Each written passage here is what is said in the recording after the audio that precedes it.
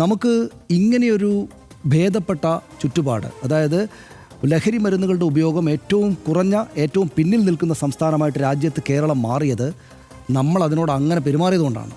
അതിശക്തമായുള്ള നിലപാടുകൾ സ്വീകരിച്ചുകൊണ്ടാണ്, അതിനെ നോർമലൈസ് ചെയ്തുകൊണ്ടല്ല. ഇപ്പം തന്നെ അതിനകത്ത് ഒരു കണക്കുണ്ട്, കഴിഞ്ഞ വർഷത്തേക്കാൾ കൂടുതൽ 50% വർധന ഈ തവണ ഉണ്ടായി.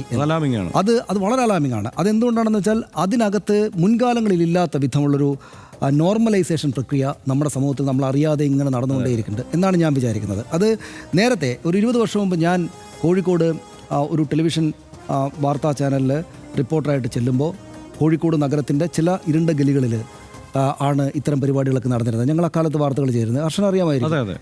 നമ്മുടെ കേരളത്തിൻ്റെ എല്ലാ നഗരങ്ങളിലെയും ഇരുണ്ട മൂലകളിൽ ലോസ്റ്റ് എന്ന് കണക്കാക്കപ്പെട്ട് തള്ളപ്പെട്ടിരുന്ന കുറേ ആളുകളായിരുന്നു ഈ പരിപാടികൾ ഉപയോഗിച്ചിരുന്നത്. അങ്ങനെ അല്ലാത്തവരില്ല എന്നല്ല, പക്ഷേ അതായിരുന്നു ബഹുഭൂരിപക്ഷവും.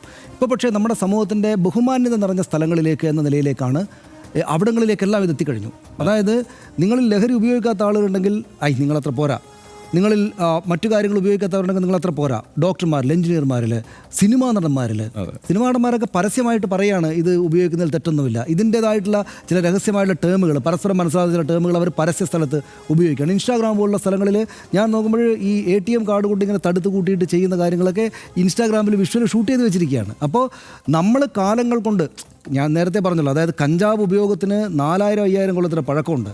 ലഹരി മരുന്നുകൾ അവനവൻ്റെ ബോധത്തെ ഒരല്പം ഒന്ന് ഇളക്കിയിട്ട് ഒന്ന് റെഡിയായിട്ട് ഒന്ന് സന്തോഷകരമായിട്ട് പോവുക, അതിനുവേണ്ടി ഇത്തരം കാര്യങ്ങൾ ഉപയോഗിക്കുക എന്നുള്ളതിന് പതിറ്റാണ്ടുകളുടെ അല്ലെങ്കിൽ നൂറ്റാണ്ടുകളുടെ പഴക്കമുണ്ട്.